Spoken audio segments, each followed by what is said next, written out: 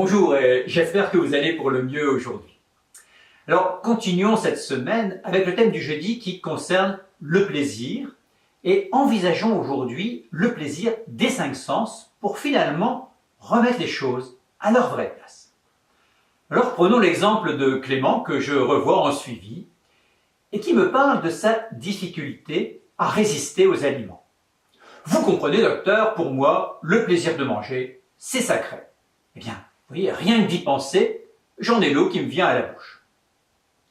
Alors j'évoque avec lui ce qu'est le plaisir. Que ressentez-vous quand quelque chose vous fait plaisir? À quel endroit vous ressentez cela dans votre corps?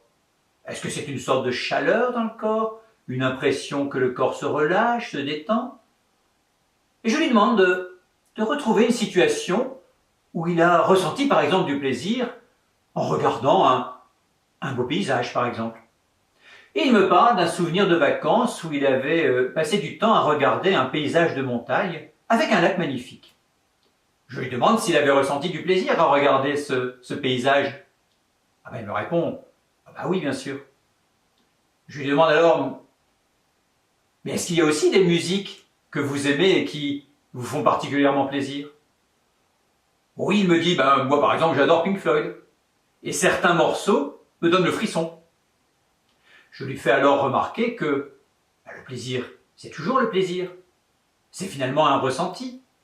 Et en quoi le plaisir de manger, le plaisir de goûter, serait-il plus important que le plaisir de regarder, que le plaisir d'écouter? Et Clément, finalement, de me répondre, vous avez raison, docteur, je comprends ce que vous voulez dire, et vu comme cela, c'est vrai que j'ai peut-être tendance à hypertrophier la notion de plaisir de manger. En fait, le plaisir, c'est le plaisir. C'est celui qu'on va prendre, qu'on prend dans l'instant présent, dans le là, ici, maintenant. C'est un moment, c'est un ressenti de l'instant. En fait, ce que j'ai voulu faire sentir à Clément, c'est que ce que représente finalement la notion de plaisir. Le plaisir est avant tout à un point de départ sensoriel, voir, entendre, sentir, goûter, toucher. Et à partir de ces cinq sens, ça va nous déclencher un ressenti, une sensation. Nous avons chacun des canaux sensoriels privilégiés. Et notre sensibilité aux cinq sens est très variable d'une personne à l'autre. Bon, certaines personnes seront plus sensibles au plaisir d'écouter, par exemple, au plaisir de regarder.